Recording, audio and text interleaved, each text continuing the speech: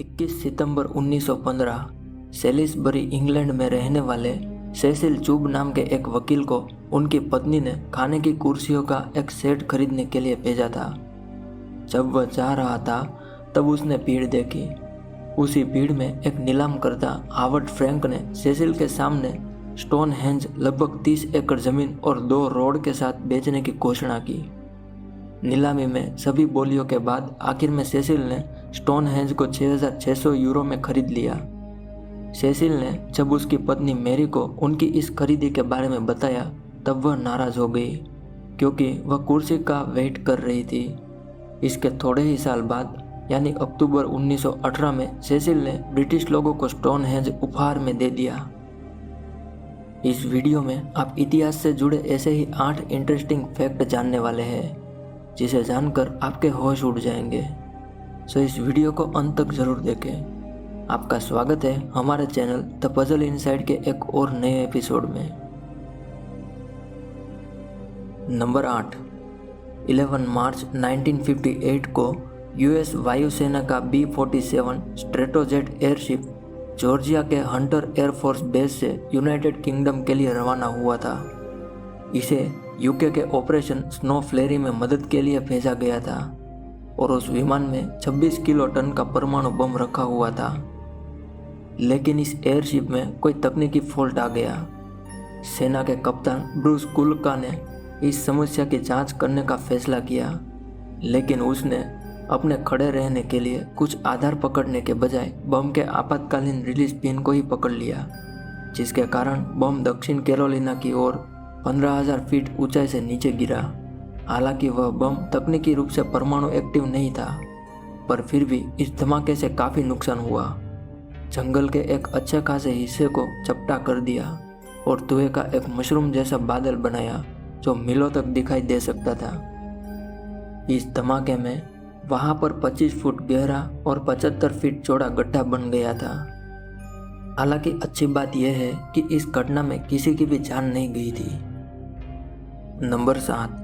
Bosphorus के European किनारे पर एक बंदरगाह स्थल की खुदाई करने वाले तुर्की आर्कियोलॉजिस्ट ने एक 1200 साल पुरानी लकड़ी की वस्तु का पता लगाया और उन्होंने यह दावा किया कि यह टैबलेट प्राचीन कंप्यूटर है।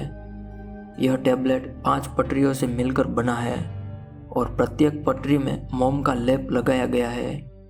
ऐसा माना जाता है कि इस टैबलेट का आविष्कार मूल्यांकन के लिए किया जाता था। इस टैबलेट को बेंजान्टिन टैबलेट कहा जाता है। नंबर 6 मई 1937 को जर्मनी का प्रसिद्ध एयरशिप हिंडनबर्ग अमेरिका में न्यू जर्सी के पास हादसे का शिकार हो गया। हिंडनबर्ग में आग लग गई थी और वह पूरा हवा में ही जल गया था। हिंडनबर्ग एयरशिप एक उड़ते हुए होटल की तरह था। इसकी लंबाई 803 फीट और वजन करीब 242 टन था।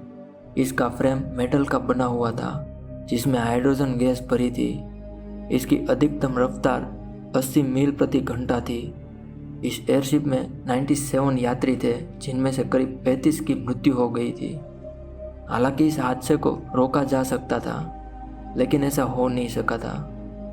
नंबर 5। स्वीडन की रानी मारिया एलोनोरा अपने पति से बहुत प्यार करती थी। उनकी मौत के बाद उन्होंने अपने पति के दिल को सोने के बक्से में रखा था। इसे वो सिर के पास रखकर शोक मनाती थी। यही नहीं, वो अपनी बेटी को अपने साथ सोने को कहती थी ताकि वो अपने पति की मौजूदगी का एहसास कर सके। नंबर 4। 17 मई 1462 सुल्तान मोहम्मद द्वितीय इस्तांबुल से यूरोप में डेब्यून नदी के पार वालिचिया के बादशाह विलाद III को सबक सिखाने के लिए निकले थे। जब वह आगे बढ़ रहे थे तब उन्होंने एक भयानक दृश्य देखा। उसने देखा कि 1 मील इलाके में हर तरफ अर्धगोले की शक्ल में लगभग 20,000 भाले जमीन में गड़े हुए थे और हर एक तुर्किश कैदी की कटी फटी लाश भालों में पिरोई गई थी। यह सब विलाद ने किया था। यह दृश्य देखकर सुल्तान मोहम्मद विलाद से युद्ध किए बिना अपने देश चला गया।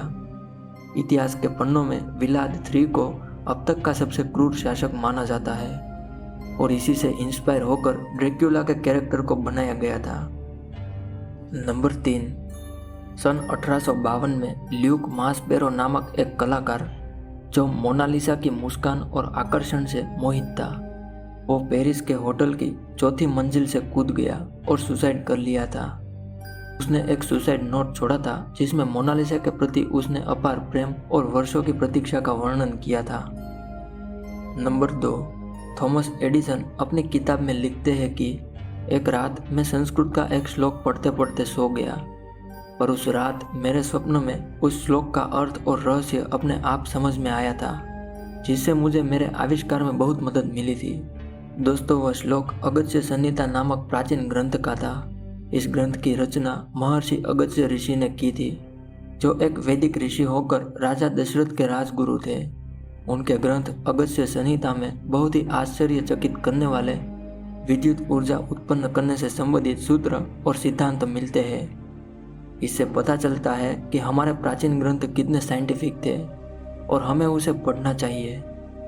नंबर 1, सन 2002 में यूएस मिलिट्री अफगानिस्तान में ऑपरेशन चला रही थी।